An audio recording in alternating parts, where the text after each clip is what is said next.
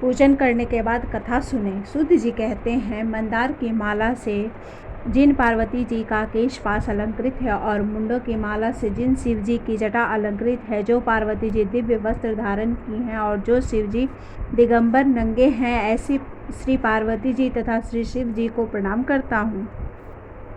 रमणीक कैलाश पर्वत के शिखर पर बैठी हुई श्री पार्वती जी कहती, हे महेश्वर, हमें कोई गुप्त व्रत या पूजन बताइए जो सब धर्मों से सरल हो, जिसमें परिश्रम भी कम करना पड़े लेकिन फल अधिक मिले। हे नाथ, यदि आप मुझ पर प्रसन्न हो तो यह विधान बताइए। हे प्रभु, किस तप, व्रत या दान से आदि मध्य और अंत रहित आप जैसे महाप्रभु हमको प्राप्त हुए हैं। शिव जी बोले, हे देवी सुनो, मैं तुमको एक व्रत जो मेरा सर्वस्व और छिपाने योग है, लेकिन तुम्हारे प्रेम के वशीभूत होकर मैं तुम्हें बतलाता हूँ। शिव जी ने कहा, भारतवर्ष में जैसे नक्षत्रों में चंद्रमा, ग्रहों में सूर्य, वर्णों में ब्राह्मण, देवताओं में विष्णु भगवान, नदियों में गंगा, पुराणों में महाभारत, वेदों में सामवेद और इंद्रियों में मन श्रेष्ठ है, सब पुराणों और वेदों का सर्वस्व जिस तरह कहा गया है, मैं तुम्हें एक प्राचीन व्रत बतलाता हूँ। एकाग्र मन से सुनो। जिस व्रत के प्रभाव से तुमने मेरा आधा आसन प्राप्त किया है वह मैं तुमको बतलाऊंगा, क्योंकि तुम मेरे प्रेयसी हो। भाद्रपद मास में हस्त नक्षत्र से युक्त शुक्ल पक्ष की तृतीया तिथि को उसका अनुष्ठान मात्र करने से स्त्रियां सब पापों से मुक्त हो जाती हैं। हे देवी, तुमने आज से बहुत दिनों पहले हिमालय पर्वत पर इस व्रत को किया था, यह वृतांत मैं तुमसे कहूँगा। पार्वती जी ने पूछा, हे नाथ, मैंने क्यों यह व्रत किया था, यह सब आपके मुख से सुनना चाहती हूँ। उत्तर की ओर एक बड़ा रमणीक और पर्वतों में श्रेष्ठ हिमवान नामक पर्वत है।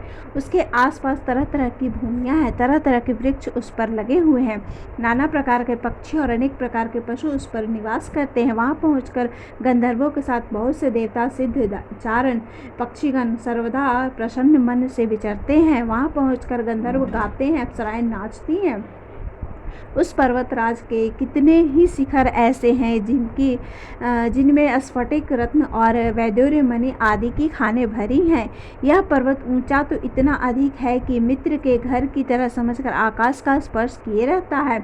उसके समस्त शिखर सदैव हिम बर्फ से आच्छादित रहते हैं और गंगा जल की ध्वनि सदा सुनाई देती रहती है। हे पार्वती, तुमने बाल्यकाल में उसी पर्वत पर तपस्या की थी। 12 वर्षों तक तुम उल्टी टंग कर केवल धुआं पीकर रही, 64 वर्षों तक सूखे पत्ते खाकर रही। माघ मास में तुम जल में बैठी रहती और वैशाख की दोपहरिया में पंचाग्नि तपती रहती।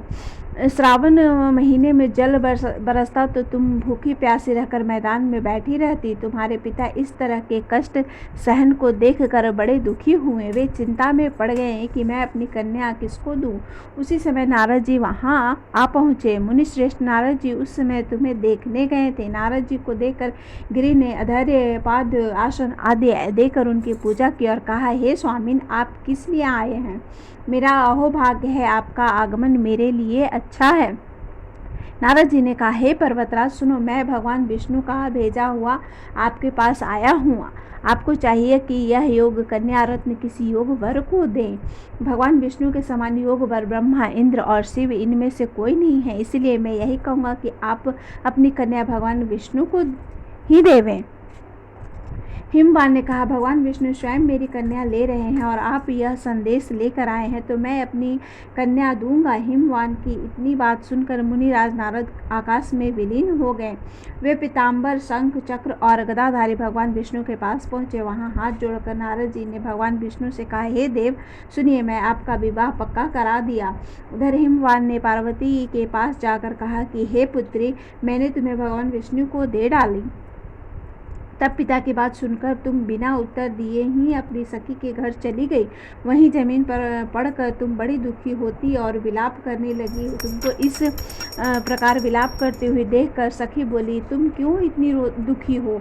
इसका कारण बताओ। तुम्हारी जो कुछ इच्छा होगी मैं यथाशक्ति उसको पूरा करने की चेष्टा करूँगी, इनमें कोई संशय नहीं है। पार्वती जी बोली, मेरी जो कुछ अभिलाषा है उसे तुम प्रेम पूर्वक सुनो। मैं एकमात्र शिव जी को अपना पति बनाना चाहती हूँ, इसमें कुछ भी संशय नहीं है। मेरे इस विचार को पिताजी ने ठुकरा दिया है, इससे मैं अपने शरीर को त्याग दूंगी। पार्वती की इस बात को सुनकर सखियों ने कहा कि शरीर का त्याग न करो, चलो किसी ऐसे वन में चले जहाँ पिता को पता न लगे। ऐसी सलाह कर तुम वैसे वन में जा पहुंची। उधर तुम्हारे पिता घर घर तुम्हें खोजने लगे। दूतों द्वारा भी खबर लेने लगे कि कौन देवता या किन्नर मेरी पुत्री को हर ले गया। उन्होंने मन ही मन कहा, मैं नारद जी के आगे प्रतिज्ञा कर चुका हूँ कि अपनी पुत्री भगवान विष्णु को दूंगा। ऐसा सोचते सोचते हिमवान मूर्छित हो गए। गिरिराज को मूर्छित देखकर सब लोग हाहाकार करते दौड़ पड़े। जब होश हुआ तो सब पूछने लगे कि गिरिराज, आप अपनी मूर्छा का कारण बताइए। हिमवान ने कहा, आप लोग मेरे दुख का कारण सुने, न मालूम कौन मेरी कन्या को हर ले गया है। ऐसा नहीं हुआ तो उसे किसी काले सांप ने काट लिया या सिंह खा गए होंगे। हाय हाय, मेरी बेटी कहाँ गई? किसी दुष्ट ने मेरी पुत्री को मार डाला। ऐसा कह वे वायु के झोंके से कांपते हुए वृक्ष के समान कांपने लगे। इसके बाद हिमवान तुम्हें वन वन खोजने लगे। वह वन में सिंह, भालू, हिंसक जंतुओं से बड़ा भयानक हो रहा था। तुम भी अपनी सखियों के साथ उस भयानक वन में चलती चलती एक ऐसी जगह जा पहुंची जहां एक नदी बह रही थी। उसके रमणीय तट पर एक बड़ी सी कंदरा थी।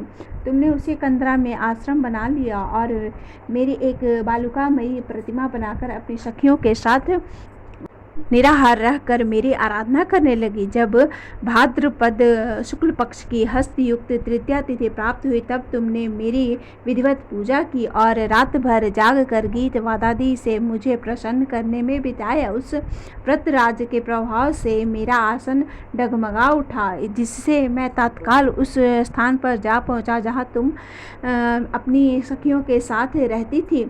वहाँ पहुंचकर मैंने तुमसे कहा कि मैं तुम पर प्रसन्न हूँ, बोलो क्या चाहती हो। तुमने कहा, मेरे देवता, यदि आप मेरे ऊपर प्रसन्न हैं तो मेरे पति बने। मेरे तथास्तु कहकर कैलाश पर्वत पर वापस आने पर तुमने वह प्रतिमा नदी में प्रवाहित कर दी और सखियों के साथ उस महाव्रत का पारण किया। हिमवान भी तब तक उस तुम्हें खोजते हुए आ पहुँचे। चारों दिशाओं में तुम्हारी खोज करते करते वे व्याकुल हो चुके थे, इसलिए तुम्हारे आश्रम के समीप पहुँचते ही गिर पड़े। थोड़ी देर बाद उन्होंने नदी के तट पर दो कन्याओं को सोते हुए देखा। देखते ही उन्होंने तुम्हें छाती से लगा लिया और बिलख कर रोने लगे। फिर पूछा, पुत्री, तुम सिंह, व्याघ्र आदि जंतुओं से भरे इस वन में क्यों आ पहुंची?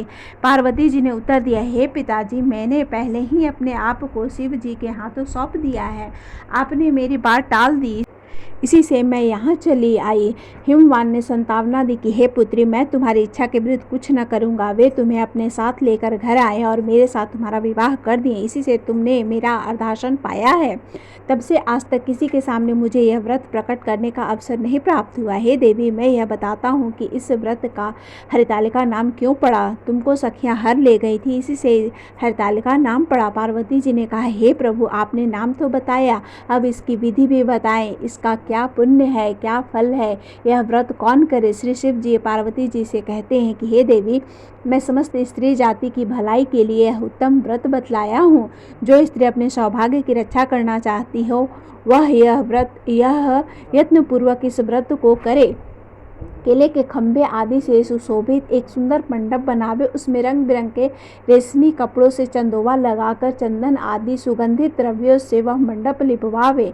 फिर शंख, भेरी, मृदंग आदि बाजे बजाते हुए बहुत से लोग एकत्रित होकर तरह तरह के मंगलाचार करते हुए उस मंडप में पार्वती तथा शिव जी की प्रतिमा स्थापित करें। उस रोज दिन भर उपवास कर बहुत से सुगंधित फूल, सुगंध और मनोहर धूप, नाना प्रकार के नैवेद्य आदि एकत्र कर मेरी पूजा करें और रात भर जागरण करें। ऊपर जो जो वस्तुएं गिनाई गई हैं उसके अतिरिक्त नारियल, सुपारी, जाम्बीरी, नींबू, लौंग, अनार, नारंगी आदि जो जो फल प्राप्त हो सके उनको इकट्ठा कर लें और उस ऋतु में जो फल तथा फूल मिल सके विशेष रूप से रखें। इसके बाद धूप दीप आदि से पूजन कर प्रार्थना करें, हे शिवे, हे शिव रूपिणी, हे मंगले, सब अर्थों को देने वाली हे देवी, हे शिव रूपे आपको नमस्कार है।